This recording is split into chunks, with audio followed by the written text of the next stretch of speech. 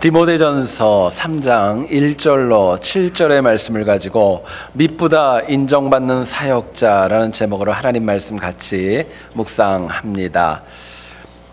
아프리카에는 어떤 부족에 눈이 보이지 않는 문맹이고 또 글을 읽을 줄 모르는 문맹이고 또 보이지 않는 시각장애인임에도 불구하고 독특한 방법으로 참 전도를 잘 하시는 할머니 한 분이 있었습니다.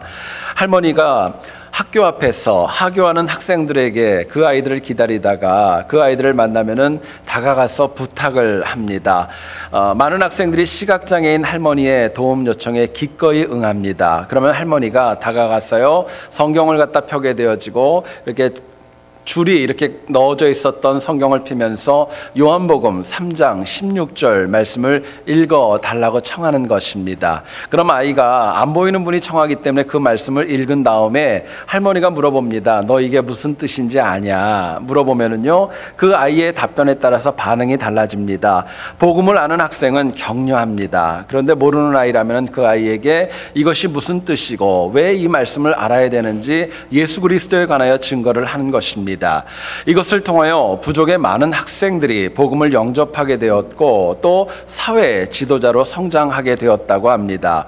이 할머니는요, 문맹입니다. 그리고 시각장애인이었지만 견고하고 확고하고 흔들리지 않는 믿음으로 자신에게 주어진 사역을 잘 감당했던 것입니다. 육체적인 단점이 적지 않았지만 오히려 사람에게 감동을 주고 사람을 변화시키고 바꾸는 능력이 탁월하였기 때문에 주변의 많은 사람들은 물론이고 함께 동역하는 많은 선교사님들에게도 큰 인정을 받는 분으로 사랑을 받게 되었습니다. 여러분, 모든 사람이 다 누군가에게 인정받는 것은 아닙니다. 인정받는 인생을 가만히 보면 타인과 다른 무언가가 다른 인정받을 만한 이유와 그리고 원인이 있다는 것을 저희들이 발견합니다. 또한 사람에게는 물질과 같이 유형의 어떤 형태가 보이는 그 무엇으로 인하여 인정을 받는 것은 한계가 있다는 것을 저희들이 절감하게 됩니다. 만약에 물질 때문에 보이는 무엇 때문에 우리가 인정을 받는다면 세상에 있는 부자들은 다 인정받을 수밖에 없을 겁니다. 그러나 참된 인정은 보이지 않는 무형의 그 무엇을 통한 감동과 또 은혜가 있기 때문에 그렇습니다. 결국 우리는 하나님과 사람들에게 인정받아야 마땅합니다. 이거를 위하여 과연 우리가 무엇이 필요하고 어떻게 살아가야 되는가, 바른 지혜와 은혜가 저희들에게 필요한 것입니다. 오늘 본문의 내용을 보면 감독은 하나님의 일을 감당하는 사역자입니다. 그렇기 때문에 만일 타인에게 외면과 부인을 받는다면요, 절대로 주님의 사역을 감당하는 감독으로서의 역할을 감당할 수 없는 겁니다. 감독은 인정받아야 됩니다. 인정받아야 비로소 복음을 증거할 수 있고 죽어가는 생명을 살릴 수 있는 힘과 능력을 가지고 사역할 수 있기 때문에 그렇습니다. 그렇기 때문에 오늘 본문은요, 감독으로서 유형, 보이는 어떤 뭔가가 아니라 보이지는 않지만 그래도 꼭 필요한 감독으로서의 자질과 또 은혜가 필요하다는 것을 저희들에게 오늘 본문은 말씀해 주고 있습니다. 우리 주변에 많은 사람들이 있습니다. 그런데 많은 사람들 가운데 똑같은 말을 한다 할지라도 어떤 분이 말을 하면은요, 그 말은 신뢰가 가고 영향력이 있습니다. 근데 어떤 분이 똑같은 말을 한다 할지라도 그 말이 무시되어지고 외면되는 경우가 있습니다. 왜 그럴까요? 이유가 있다면 말의 내용 때문에 그런 거 아닙니다. 말하는 사람이 타인에게 얼마나 인정받느냐에 따라서 그 말의 영향력이 다른 것입니다. 미쁘다 인정받는 사역자, 하루아침에 되는 거 아닙니다. 정말 인정받기 위한 시간과 그 감내하는 그 노력이 필요한 것입니다. 인정받을 수밖에 없는 무용의 능력과 삶이 있어야 인정받을 수 있다는 것, 당연한 영적 이치입니다. 오늘 본문을 통하여서 감독이 인정받아야 사역을 감당할 수 있는 것처럼 과연 우리가 이 땅 가운데 하나님의 백성답게 사람들에게 칭찬받기 위해서 무엇이 필요할까, 뭘 알아야 될까, 본문이 주는 메시지를 같이 한번 나누어 보기를 소원합니다. 첫 번째로 생각할 것은요, 흔들리지 않는 확고한 믿음이 있을 때, 정말 변하지 않는 확고한 믿음이 있을 때에 내가 사람과 하나님에게 인정받을 수 있습니다. 6절을 한번 보시죠.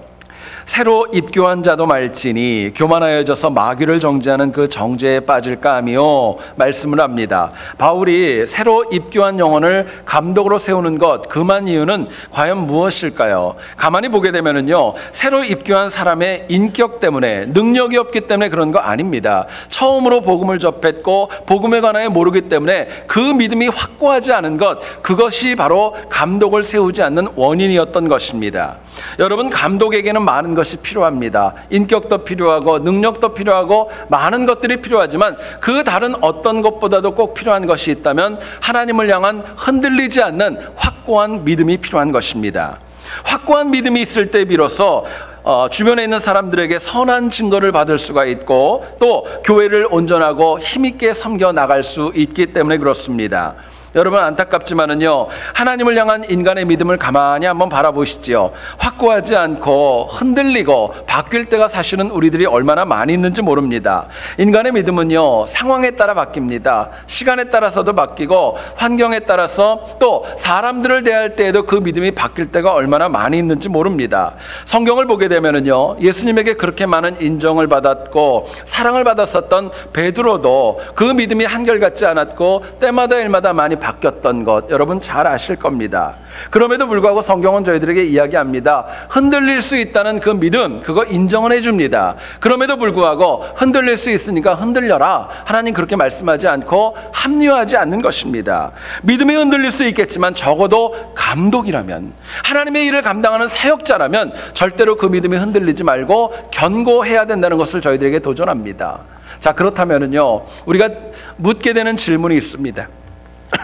우리가 믿으신 사역자로서 확고한 믿음을 가지기 위해서 과연 무엇이 필요할까요? 어떻게 해야 이 확고한 믿음으로 주님 주신 사역을 감당할까 묻게 됩니다. 본문은 저희들에게 이렇게 얘기를 합니다. 언제 어디서 누구와 무엇을 해도 항상 성령 충만할 때, 성령 충만할 때에 비로소 내가 하나님 주시는 믿음 가운데 확고하게 주의를 감당할 수 있고 그래야 사람들과 하나님에게 인정받을 수 있다, 저희들에게 말씀하고 있습니다. 오늘 본문을 보면 바울은 감독의 자격을 구체적으로 15가지나 설명해 줍니다. 근데 이 15가지를 가만히 보게 되면은요, 굉장히 중요한 도전이 있습니다. 뭐냐면은요, 15가지 덕목 모두가 다 인간적인 노력으로 완전하게 되는 거 아닙니다. 성령 하나님의 충만하심이 있어야 비로소 이 15가지를 온전하게 감당할 수 있는 거예요. 성령 충만해야 책망할 것이 없고 절제하고 신중할 수 있습니다. 성령 충만해야 단정하고 나그네를 대접하고 가르치기를 잘할 수 있고요. 성령 충만해야 술을 즐기지 아니하고 구타하지 않고 관용으로 다투지 않고 돈을 사랑하지 않을 수 있다 말씀합니다. 뿐만 아니라 성령 충만해야 외인에게 선한 증거를 얻고 마귀의 올무에 빠지지 않는다, 저희들에게 말씀하는 겁니다. 여러분, 결국 여기서 말하는 모든 덕목, 인간적인 결단으로 인하여서 잠깐 있다가 없어지는 그런 거 아닙니다. 인간적인 결단과 각오는요, 내가 지키다가 못 지킬 수도 있는 것이고 또 못 지키다가 지킬 수도 있는 업앤다운이 있을 수 있는 겁니다. 그런데 우리가 비록 죄인이지만은요, 성령 충만하여서 하나님의 은혜 가운데 있을 때는 힘들고 어려운 일이다 할지라도 저희들이 끝까지 흔들리지 않고 주어진 사역 지키며 나아갈 수 있는 것입니다. 여러분, 성령 하나님께서 충만한 은혜로 내 삶과 마음을 사로잡고 주도하시고 이끌어 가시기 때문에 그렇습니다. 여러분, 그렇기 때문에 성령 충만은요, 내가 숨기고자 해도 누군가에게 나타내려고 하지 않는다 할지라도 나타날 수밖에 없는 것이 하나님의 은혜입니다. 사람은요, 각자가 가지고 있는 능력이 있고 장점이 있고 달란트가 있습니다. 그 모든 것들, 마음에 있는 모든 것들도 그냥 단순하게 숨기는 것이 아니라 시간이 지나면은요, 어떻게 해서든지 간에 나타날 수밖에 없는 것이 당연한 이치입니다. 어떤 음악대학에서 교수님께서 이제 막 피아노 실기 시험을 끝낸 학생 어머니에게 이렇게 질문을 하셨습니다. 혹시 따님이 신실한 기독교인에게 피아노를 배우지 않았습니까? 물어봤어요. 그러자 어머니가 깜짝 놀라면서 얘기를 합니다. 맞습니다. 어떻게 하셨죠? 교회 선생님에게 레슨을 받은 거 어떻게 하셨습니까? 되물었습니다. 교수님께서 그 어머니에게 이렇게 얘기를 했답니다. 따님이 피아노 칠 때를 가만히 보니까 오른손이 하는 일을 왼손이 전혀 모르더군요. 오른손이 하던 것을 왼손이 전혀 모르더군요. 그리고 비아냥거리면서 말씀을 하시더랍니다. 여러분, 성령 충만한 것, 하나님의 은혜 가운데 살아가는 것은요, 상황과 처지에 무관하게 항상 확고한 믿음으로 살아간다는 거 밖으로 보이는 것입니다. 나타날 수밖에 없는 거예요. 특별히 주님의 일에 헌신하는 사역자들, 감독들, 하나님 앞에 헌신하는 모든 주의 백성들이 제굿이라려면은요, 성령 충만해야 마땅한 것입니다. 그러나 악한 마귀는요, 성령의 은혜를 망각하게 하고 성령으로부터 멀어지도록 우리의 삶을 힘들게 하고 어렵게 합니다. 하나님보다 세상 다른 모든 것을 보게 하고 듣게 하고 결국은 내 믿음을 무너뜨리는 역할을 감당하는 거예요. 문제는 신앙인이 다른 어떤 것은 빼앗겨도 상관이 없지만 하나님을 향한 믿음을 만약에 내가 빼앗긴다면요, 그것은 작은 것을 잃는 거 아닙니다. 사실은 믿음을 빼앗긴다는 것은 모든 것을 다 잃어버린다는 걸 잊지 말아야 됩니다. 여러분, 성령 충만은요, 다른 말로 표현하면은요, 하나님의 것을 최우선에 두고 살아가는 것입니다. 성령 충만한 사람은요, 인간적인 거 앞세우지 않습니다. 성령 충만한 사람은 하나님의 것을 최우선에 두고 살아갑니다. 감독이 15가지의 이 덕목을 앞에 두고 만일 자기 일을 최선에 두었다면 어떻게 되었을까요? 생각해 보면은요, 우리가 성령 충만함과 믿음을 잃어버렸을 때는 한번 생각해 보시길 원합니다. 내 삶에 하나님보다 더 소중한 뭔가가 있었지 않았습니까? 회고해 보세요. 하나님보다 더 사랑하는 것이 있었고 하나님보다 더 신경 쓰는 것이 있었기 때문에 내가 하나님 앞에 범죄할 때가 얼마나 많이 있었는지 모릅니다. 하나님이 보이지 않았고 결국에는 믿음과 성령 충만을 잃어버리니까 내가 때로는 넘어지고 아파하고 시험에 들 때가 적지 않았던 겁니다. 성경을 보시면은요, 다윗이 밧세바를 범할 때 이스라엘 백성들은요, 전쟁 중이었습니다. 과거 다윗은 철저하게 하나님을 최우선에 두었기 때문에 모든 전쟁마다 하나님의 은혜 가운데 백전백승했습니다. 그런데요, 다윗이 밧세바를 범할 때 상황을 한번 가만히 보시지요. 다윗의 눈에는요, 하나님이라는 존재가 전혀 안중에 없었습니다. 어쩌면 충분히 이 범죄는 막을 수가 있었어요. 우리아의 아내라는 거 모르지 않았습니다. 주변에 있는 사람들이 은근히 그러면 안 된다고 압력도 넣었지만은요, 보고 들리고 마음을 쓰고 있었던 모든 것들이 다 정욕과 욕망밖에 없었던 거예요. 다윗처럼 위대한 신앙인도 하나님을 최우선으로 하는 거 잃어버리니까 그 삶이 마치 짐승처럼 되어가고 있는 것입니다. 여러분, 나중에 얼마나 울부짖으며 하나님 앞에 기도합니까? 시편 51편 11절을 보면은요, 다윗이 이렇게 기도합니다. 나를 주 앞에서 쫓아내지 마시며 주의 성령을 내게서 거두지 마옵소서. 간절하게 기도하는 거예요. 결국 다윗이 하나님을 최우선으로 두고 살아가는 그 삶을 잃어버렸을 때 성령 충만함도 잃어버렸다는 것을 저희들에게 말씀합니다. 여러분, 사도 바울은 로마서 14장 8절에 이야기합니다. 우리가 살아도 주를 위하여 살고 죽어도 주를 위하여 죽나니 그러므로 사나 죽으나 우리가 주의 것이로다 말씀합니다. 미쁘다 인정받는 사역자의 특징이 있습니다. 사나 죽으나 하나님이 최우선에 있는 것입니다. 사나 죽으나 성령 충만함으로 살아가는 것입니다. 이처럼 성령 충만으로 살아갈 때 세상이 요동하고 나를 미혹하고 많은 어려움이 있다 할지라도 마치 잘 박힌 못과 같이 든든하게 믿음의 길을 갈 수 있다고 저희들에게 말씀합니다. 여러분, 처음에 제가 서론에서 말씀을 드렸던 그 할머니를 기억할 거예요. 문맹입니다. 시각장애인이었던 할머니가 전도가 쉬워서 할 일이 없기 때문에 나가가지고 전도했던 거, 그런 거 아닙니다. 전도할 때 혹자는 그런 혹평도 하지 않았겠어요? 할머니를 바라보면서 꼭 저래야 되나? 참 별난 할머니네. 이상하네. 왜 꼭 저렇게 나와야 되나? 어쩌면 비평과 어쩌면 비판도 하게 되었을지 모르겠습니다. 어쩌면 전도 중에 다칠 수도 있고 위험하기 때문에 그 가족들이 만류하고 막았을지도 모르겠습니다. 그런데도 불구하고 복음을 체험했던 이 할머니에게는 예수 그리스도가 최고였던 거예요. 성령 충만의 은혜가 더욱더 뜨거웠던 것입니다. 많은 어려움과 환난이 있고 만류가 있고 그 앞에 장애물이 있다 할지라도 하나님의 말씀에 성령에 충만하니까요, 주어진 사역을 힘있게 감당해 나갈 수 있었던 겁니다. 여러분, 우리가 이 땅을 살아갈 때는요, 내 귀에 두 가지의 음성이 들립니다. 하나는 성령 하나님의 음성이 들릴 때가 있고 하나는 세상의 음성이 들릴 수 있습니다. 혹시라도 여러분 그런 생각이 드십니까? 둘 다 듣지 뭐. 그런 거 없습니다.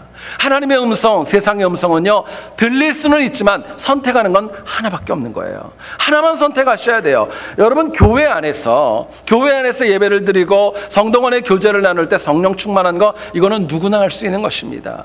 일주일에 168시간 가운데 몇 시간 동안에 믿는 사람으로서 서로 하나님 말씀 가운데 교제하는 거, 이건 누구나 할 수 있어요. 그런데 정말 성령 충만한 사람은요, 삶의 현장에서 내 직장과 내 가정 가운데 하나님의 음성을 먼저 듣고 그것을 선택하는 삶을 살아가는 겁니다. 물론 성령 하나님의 음성에 순종하면은요, 때로 악한 세상에서 손해볼 때도 있어요. 부담이 될 때도 있습니다. 그러나 밑보다 인정받는 사역자는요, 잠깐 불편한 것보다는 영원한 하나님의 사랑을 택하는 지혜가 있는 것입니다. 여러분이 일주일 동안의 마음에 꼭 새기기를 원합니다. 하나님이라면 어떻게 하실까? 이 상황에서 예수 그리스도라면 어떻게 하실까? 하나님이라면, 예수님이라면 여러분 이 마음을 깊이 마음에 새기시고 모든 순간마다 그 기준으로 한번 적용해 볼 수 있기를 간절히 소원합니다. 성령 충만함으로요, 잠깐의 눈에 보이는 이익에 흔들리지 마시고 하늘의 상급 바라보면서 끝까지 믿음을 지키며 승리하는 우리 모두 될 수 있기를 주님의 이름으로 축원드립니다. 두 번째로 생각할 것은요, 사람을 변화시키는 능력이 있어야 인정받을 수 있습니다. 사람을 바꿀 수 있는 능력, 변화시킬 수 있는 능력이 있을 때 사람과 하나님에게 정말 잘했다, 인정받을 수 있는 거예요. 4절을 한번 보시죠. 자기 집을 잘 다스리는 자녀들로 모든 공손함으로 복종하게 하는 자라야 할지며 말씀합니다. 여러분, 이 본문이 기록될 당시에 문화를 잠깐 말씀드리기 원합니다. 바울이 디모데 전서를 기록할 당시에를 보면은요, 많은 분들이 자녀를 낳았지만 그 자녀를 부모가 직접 양육하지는 않았답니다. 집안에 있는 노예들이 아이들을 키우고 그들을 가르치고 그들을 나름대로 이렇게 교육하는 그런 모습이 너무나도 많았기 때문에 사회적인 문제가 끊임없이 발생을 했다는 것입니다. 그런데 오늘 본문을 보면 감독은요, 당시 사람들과는 다르게 직접 하나님이 주신 선물인 자녀를 양육했습니다. 그리고 사람과 하나님 앞에 공손하게 복종할 수 있도록 바꾸고 변화시키는 데에 헌신하고 기도했다, 저희들에게 말씀하는 것입니다. 여러분, 사람이 바뀌는 거 쉬운 일 아닙니다. 어린아이들이라고 여러분 쉽게 바뀔까요? 절대로 그렇지 않습니다. 어른들은 어떨까요? 어른들도 쉽지 않습니다. 사람을 바꾸는 것 자체가 얼마나 힘들고 어려운 일인지 모릅니다. 어떤 가정에서 글을 쓰기를 참 좋아하는 아내가 있었습니다. 이 아내는 글을 쓸 때마다 항상 글 첫머리에 꼭 이런 말로 시작을 했습니다. 어둡고 우울한 밤이었습니다. 어둡고 우울한 밤이었습니다. 이 글을 가지고 항상 서문을 시작을 하는 거예요. 남편이 참다 못해가지고 어느 날은 조언을 합니다. 좀 다르게 좀 써보라고. 다른 문장으로 시작하면 좀 나을 것 같다고 얘기를 합니다. 아내가 방법을 묻게 되었고 남편이 얘기를 합니다. 어렸을 때 동화를 봤을 때 그 긍정적인 마음이 있어서 옛날 옛적에 라는 말을 가지고 좀 시작해 보시라고 아내에게 조언을 했습니다. 아내가 그 말을 듣고 알았다고 얘기를 하고 글을 쓰고 그 다음날 이제 남편이 아내가 써놓은 글을 보았는데 또다시 절망을 했어요. 뭐라고 쓰여져 있었냐면요, 옛날 옛적에 어둡고 우울한 밤이었습니다. 옛날 옛적에 어둡고 우울한 밤이었습니다. 여러분, 사람은요 잘 안 바뀌어요. 잘 바뀌지 않는 것입니다. 인간을 바꾼다는 게 얼마나 어렵고 얼마나 쉽지 않은 일인지 모릅니다. 본문 4절에서요, 복종하다 이 말을 보게 되면은요, 헬라어 원어인 휘포타게라는 용어는요, 그냥 순종하는 거 아닙니다. 내가 원해서 순종하는 것입니다. 자의로 순종하는 거예요. 이 말은 무슨 말이냐? 밑보다 인정받는 사역자는요, 가장 가까운 사람이 자기 뜻으로 순종하게 만드는 능력이 있는 겁니다. 밑보다 인정받는 사역자는요, 누군가를 선한 방향으로 변화시킬 수 있는 능력이 있다고 저희들에게 말씀하는 거예요. 자, 그렇다면 인정받는 사역자로 사람을 변화시키려면 뭐가 필요할까요? 내가 정말 사람들에게 인정받는 사역자로 누군가를 바꿔야 된다면 나에게 정말 필요한 것이 무엇일까 묻게 됩니다. 여러분, 본문은 저희들에게 얘기해요. 타인에게 본이 되는 삶을 살아갈 때, 타인에게 본이 되는 삶을 살아갈 때 누군가를 바꿀 수 있다라고 저희들에게 말씀합니다. 오늘 본문에 말씀하는 15가지 감독이 가져야 될 덕목들, 당시 모든 사람들이 다 지켰던 것은 아니었습니다. 많은 분들이 책망할 것이 참 많이 있었고요. 술을 즐기고 구타하며 살았고 돈을 사랑하며 살아가는 것 당연한 현실이었습니다. 오히려 지키는 사람보다 안 지키는 사람이 더 많이 있었다는 것이 오늘과 당시의 현실이었습니다. 그렇기 때문에 바울은 얘기를 합니다. 감독은요, 다수가 모든 사람들이 그렇다 여겨지는 삶을 사는 것이 아니라 본이 되는 삶을 살아야 비로소 누군가를 바꿀 수 있다고 바울은 강조하는 것입니다. 여러분, 현대인들은요, 믿는 사람들뿐만이 아니라 불신자들도 똑같습니다. 어지간해서 감동과 도전을 받는 것, 이거 쉽지 않습니다. 감동받고 도전받아서 변화된다는 거 얼마나 어려운 일인지 모릅니다. 그만큼 패역한 세상에 살아가면서 나도 모르게 내 영혼 가운데 영적인 때가 겹겹이 쌓여가기 때문에 그렇습니다. 사람은요, 절대로 몇 마디의 말로 인하여 변화되지 않습니다.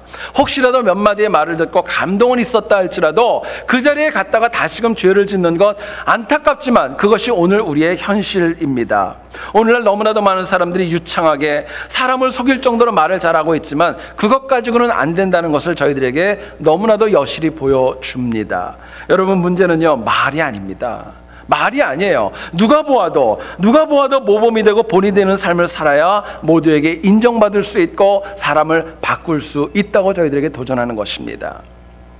최근에 한국에서 모든 교단들, 대부분의 교단들이 세습 방지법이라고 하는 교단 헌법을 만들어가지고 세습을 금지하는 것 법제화하고 있습니다. 이처럼 세습 방지법이 법제화되는 이유가 있습니다. 그만큼 많은 분들이 교회를, 자녀와 또 혈연, 사위나 누군가에게 세습하는 것이 너무나도 당연하게 여겨졌기 때문에 그렇습니다. 하나님의 교회가 하나님의 교회가 아니라 자기의 소유물처럼 어떤 기업을 갖다 양도하는 것처럼 자손들에게 물려주는 거 얼마나 많이 있었습니까?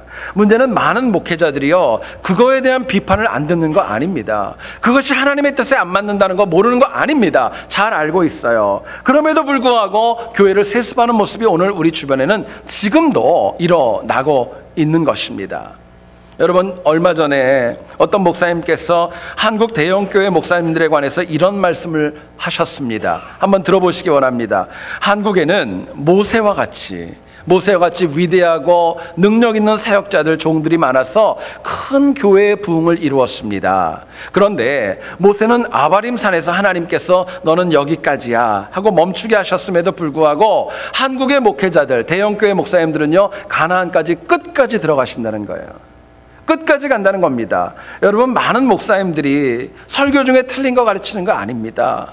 그런데도 불구하고 변화와 거듭남의 은혜가 사라지는 가장 큰 이유가 있습니다. 다른 무엇보다도요, 저를 비롯한 많은 목회자들이 말한 그대로 살아가지 않기 때문에, 본이 되지 않기 때문에 사회적으로 또 우리 영적인 많은 것들이 문제가 되어지고 바뀌지 않는 것입니다. 여러분, 저는 말씀을 묵상하며 생각해 봤습니다. 과연 그렇다면 본이 안 되는 삶이 오직 목회자들에게만 적용될 수 있는 것입니까? 사실은 교회의 중직자들, 장로님들과 항존직 사역자들이 삶에서 본이 안 되는 것, 이것은 어떻게 설명하실 수 있겠습니까? 많은 경우에 그런 경우를 얼마나 많이 보는지 모릅니다. 자신은 전혀 본이 되지 않으면서 타인은 본이 되어져야 된다고 강조하고 강요하는 것 얼마나 많이 보는지 모릅니다. 결국 현대교회에 가장 큰 문제가 있다면요, 자신은 안 되면서 누군가에게 본이 되려고 강요하고 본인도 본이 되지 않기 때문에 어려움과 문제가 발생하는 것입니다. 여러분, 인간은 죄인입니다. 그렇기 때문에 누군가를 향하여 나를 본받으라 힘있게 얘기하는 거 쉽지 않습니다. 그럼에도 불구하고 사도 바울은요, 이렇게 얘기를 합니다. 내가 그리스도를 본받은 자가 된 것 같이 너희는 나를 본받는 자가 되라 이야기합니다. 여러분, 잊지 마셔야 될 것, 타인이 나를 본받는 자가 되게 하기 위해서는요, 내가 그리스도를 본받으셔야 됩니다. 내가 그리스도를 본받을 때 타인에게 나를 본받으라고 바울처럼 자신 있게 말할 수 있는 거예요. 여러분, 가만히 보게 되면은요, 핍박자 바울이 예수 그리스도를 본받고 닮아가면서 그 인생이 다 다 바뀌게 됩니다. 과거에는 고집도 있었고 율법이 최고였지만 예수 그리스도를 본받은 다음에는요, 말씀과 가르침에 놀라운 권세가 있었습니다. 예수님처럼 죽었던 유두고를 살리고 많은 병자를 치유하는 역사를 보여주죠. 성경에 나타난 바울의 사역을 가만히 보면 인간적인 결단, 인간적인 노력, 이것을 한 거 아닙니다. 철저하게 예수님을 닮아가고 그분을 본받아가면서 많은 열매와 이적과 승리가 있었던 것입니다. 그렇기 때문에 바울은 얘기를 합니다. 내가 그리스도를 본받는 것처럼 나를 본받으라고 자신 있게 이야기할 수 있었던 거예요. 여러분, 우리가 주님을 본받으려는 거 너무너무 다 원할 겁니다. 근데 이거 위해서 또 중요한 전제가 있습니다. 뭐냐면은요, 우리가 주님을 본받으려면은요, 예수 그리스도가 어떤 분이고 예수 그리스도가 무엇을 했는지 저희들이 바르게 아는 지혜가 필요합니다.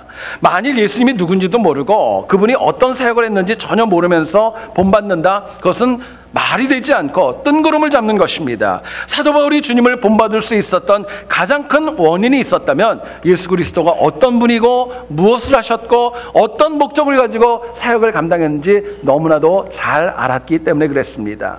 여러분, 오늘 우리가 주님을 본받아야 하고 세상을 변화시켜야 된다는 거 알면서도 정작 왜, 그리고 어떤 과정을 통해서 어떻게 주님을 본받아야 할지에 관해서는요, 너무나도 무지하고 모르는 가운데 있습니다. 이유가 있습니다. 성경에서 나와 똑같은 상황이 있지만 예수님이 그 가운데 어떻게 하셨고 무슨 말씀을 하셨고 어떤 지혜를 주셨는지에 관해서 우리가 너무나도 무지하기 때문에 그렇습니다.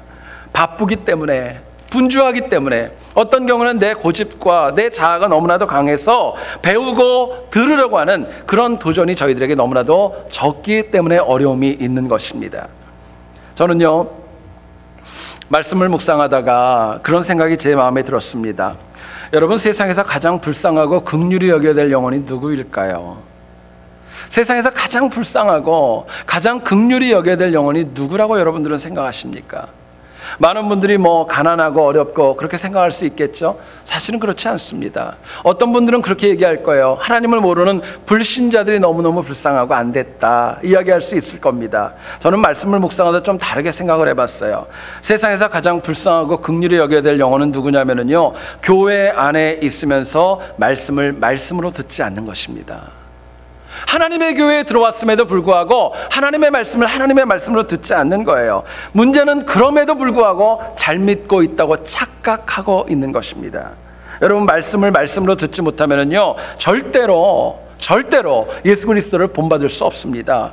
그리스도를 본받으며 살지 못하면 어느 누구도 바꿀 수 없고 선한 영향력을 미칠 수 없는 것입니다. 여러분, 우리가 때마다 일마다 가르치고 생각나게 하시는 성령 하나님의 음성, 내가 배우고 듣고 깨달아야 합니다. 사모하고 간절함으로, 이것이 아니면 안 된다는 태도로 하나님 말씀 듣는 지혜가 필요합니다. 여러분, 그렇게 들어야, 내가 하나님 말씀 그렇게 들어야 주님의 뜻이 무엇이고 나에게 어떤 것을 원하시고 예수님의 성령 하나님의 음성이 무엇인지 바르게 구분하고 그대로 살아야 내 주변에 있는 영혼들을 바꿀 수 있는 것입니다. 여러분, 꼭 잊지 마시죠. 세상이 아무리 패역해도 그리스도를 본받는 인생은 절대로 패하지 않습니다. 승리합니다. 하나님의 약속이에요. 한 주간도 우리가 비록 패역한 세상을 향해 나간다 할지라도 예수 그리스도를 본받아서 주변을 변화시키는 인정받는 사역자로 승리할 수 있기를 다시 한번 주의 이름으로 축원드립니다. 미쁘다 인정받는 사역자, 형태가 있는 유용이 아니라 형태가 없는 무용에 무엇을 쫓는 삶이 되어져야 된다 말씀을 드렸습니다. 보이다 사라질 유용의 그 무엇보다 하나님이 기뻐하시는, 보이지는 않아도 하나님 기뻐하시는 무용의 그 무엇을 추구하는 것, 그게 우리가 이 땅을 인정받는 사역자로 살아가는 영적 기초입니다. 여러분, 이거 위해서 본문은 얘기를 합니다. 다른 무엇보다도 성령 충만하셔서 하나님의 말씀 가운데 흔들림 없는 믿음으로 살아가셔야 됩니다. 뿐만 아니라 우리가 그리스도를 본받아서 타인에게 본이 되는 삶으로 주변 사람들을 선하게 변화시키는 능력과 단초를 제공하는 지혜가 저희들에게 필요합니다. 그런 삶으로 인하여 한 주간을 살아갈 때도 우리가 힘있게 쓰임받고 하나님 보시기에 미쁘다 인정받는 승리가 있기를 우리 모두에게 다시 한번 주의 이름으로 축원드립니다. 기도하겠습니다.